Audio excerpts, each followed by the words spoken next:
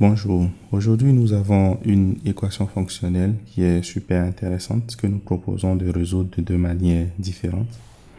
Il s'agit de déterminer f de 16 en sachant que f de x moins y est égal à f de x moins f de y et que f de 2 est égal à 5. La première méthode que nous proposons détermine directement la valeur de f de 16. Donc ici, il faut juste remarquer que si je prends x qui est égal à 4 et y qui est égal à 2, j'aurai f de 4 moins 2 qui est égal à f de 4 moins f de 2. 4 moins 2 étant égal à 2, cela veut dire que f de 2 est égal à f de 4 moins f de 2.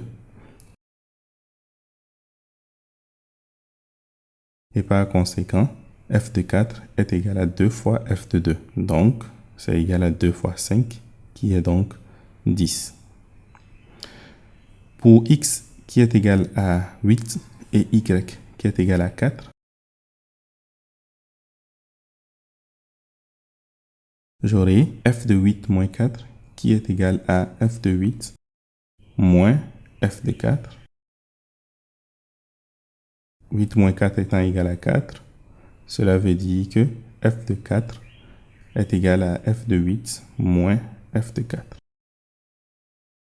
Ce qui veut dire que f de 8 est égal à 2 fois f de 4, ce qui est donc 2 fois 10, qui est 20. En continuant dans la même lancée,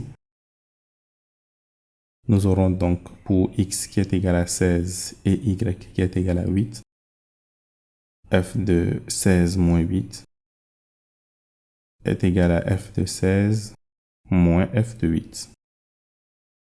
Et donc, f de 8 est égal à f de 16 moins f de 8. f de 16 est donc égal à 2 fois f de 8, qui est 2 fois 20, qui est donc 40. Et nous avons le résultat. Donc, f de 16 est égal à 40.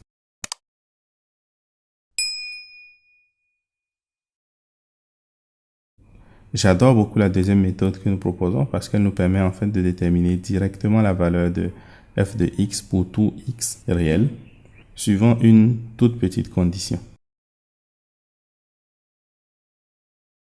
Donc ici, nous allons commencer d'abord par prendre y est égal à x. Cela nous permet de dire que f de x moins x qui est égal à f de x moins f de x.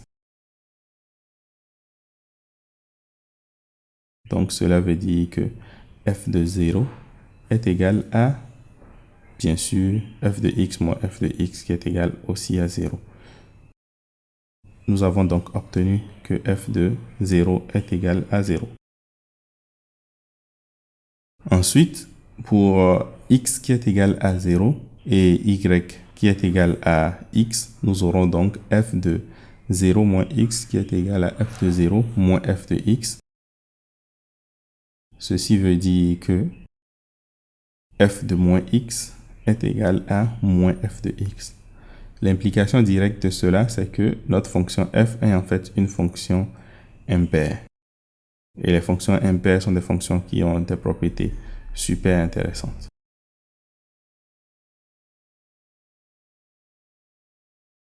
Et troisième et dernièrement, pour y est égal à moins y, on a f de x moins y qui est égal à f de x moins f de moins y. Ce qui veut dire que f de x plus y est égal à f de x moins f de y puisque f est impair. Et cela veut dire que f de x plus y est égal à f de x plus f de y. Remarquez qu'avec cette propriété, lorsque la fonction f est continue, on peut utiliser l'équation de Cauchy et donc conclure que f de x peut s'écrire comme lambda fois x. Puisque f de 2 est égal à 5, cela veut dire que 2 lambda est égal à 5 et donc lambda est égal à 5 demi.